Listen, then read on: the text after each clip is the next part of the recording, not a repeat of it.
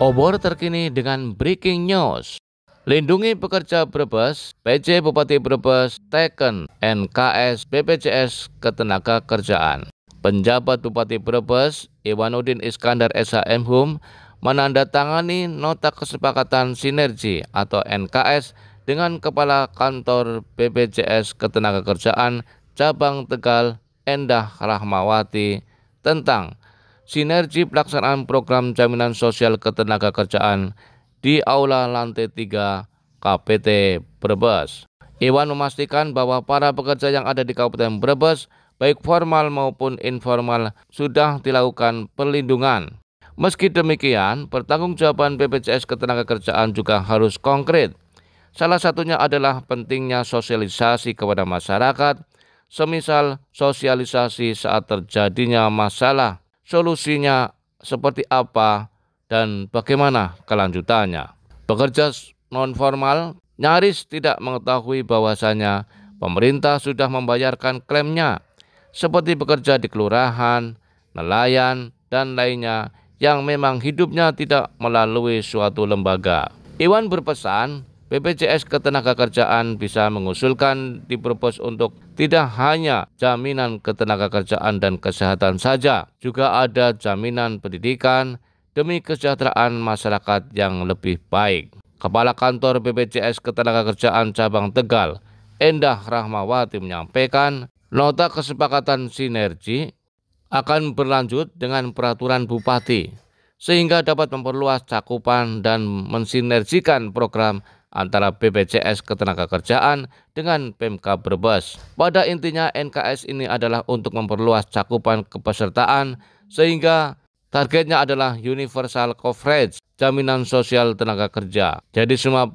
penduduk termasuk pekerja rentan juga diberikan perlindungan. Endah melaporkan cakupan perlindungan pekerja di Brebes diantaranya pekerja penerima upah sebanyak 196.234 orang, bukan penerima upah 374.502 orang, jasa konstruksi 86.260 orang, sedangkan presentasi yang terlindungi sebanyak 29,47%. Kita semua ingat bahwa pekerja terlindungi secara komprehensif dalam satu siklus kehidupan manusia. Kedepan pihaknya akan terus meningkatkan pelayanan yang prima kepada masyarakat khususnya di Brebes. Lanjut Ida, pihaknya juga akan melakukan sosialisasi dan diseminasi hak-hak pekerja yang mereka belum tahu, sehingga bisa memahami termasuk pengajuan klaim ketika terjadi sesuatu. Terkait usulan jaminan pendidikan,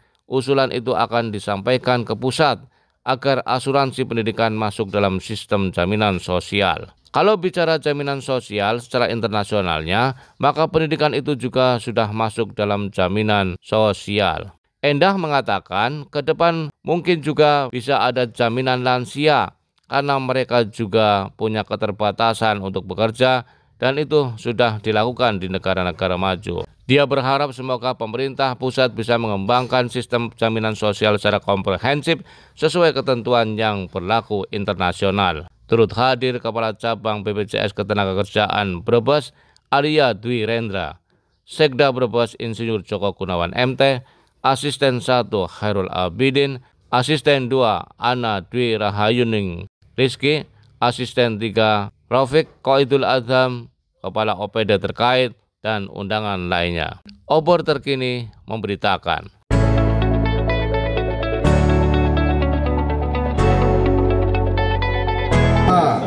Saya memastikan bahwa para pekerja di Kabupaten Brebes, baik formal maupun non formal, sudah kita lakukan perlindungan. Yang kedua, saya meminta bentuk pertanggungjawaban BPJS. Salah satunya adalah kurangnya sosialisasi di Kabupaten Brebes. Sosialisasinya apa? Sosialisasi saat terjadi masalah, kemudian klaimnya gimana.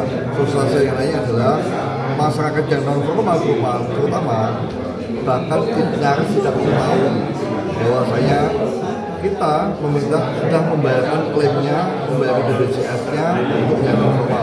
Non formal seperti apa?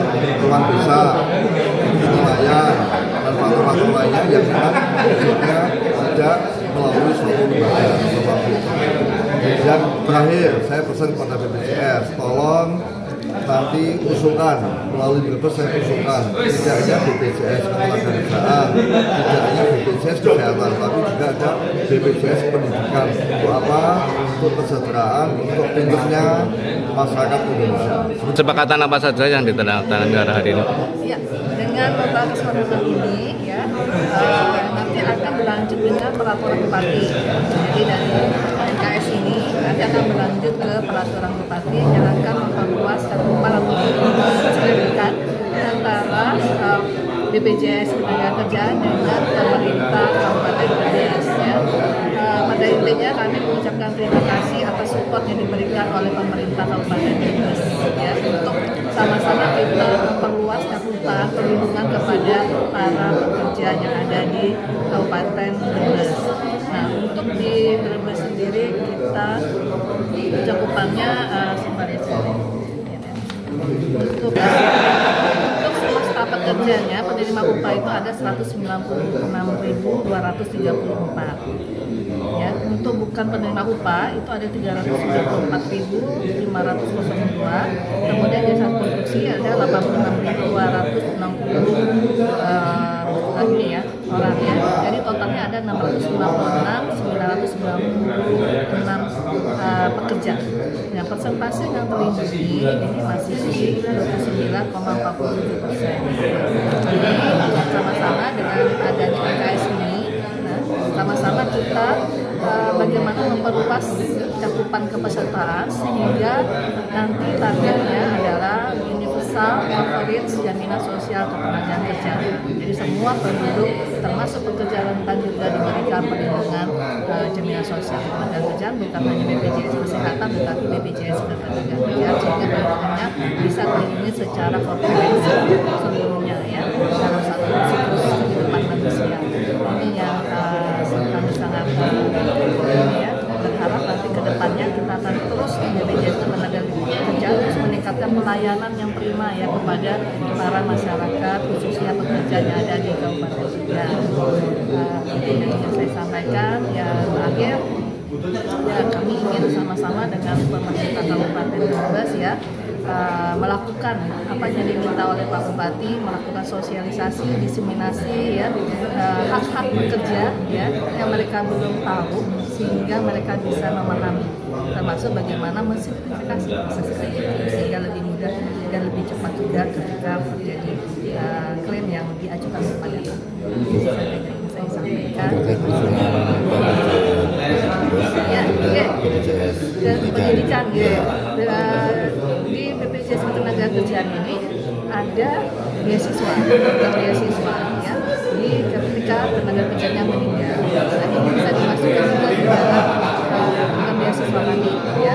Nah ada di PP 80 tahun 2018. Jadi salah satunya ya, tapi bisa dikembangkan lagi ya. Bisa disampaikan kepada pemerintah pusat bagaimana mengembangkan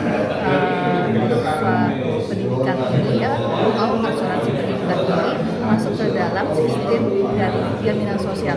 Kalau kita bicara jaminan sosial ya secara internasional ya, maka pendidikan itu juga masuk ke bagian dari jaminan sosial. Bahkan kalau di Australia itu ada, mereka itu ada 9 ya.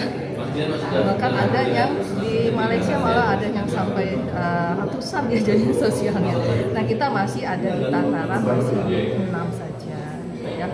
Dan mungkin kedepannya lagi ada asuransi ya atau perlindungan jaminan sosial bagi lansia ya, karena mereka juga punya keterbatasan untuk bekerja dan itu sudah dilaksanakan oleh negara-negara maju. Nah ini nanti kita kedepannya nanti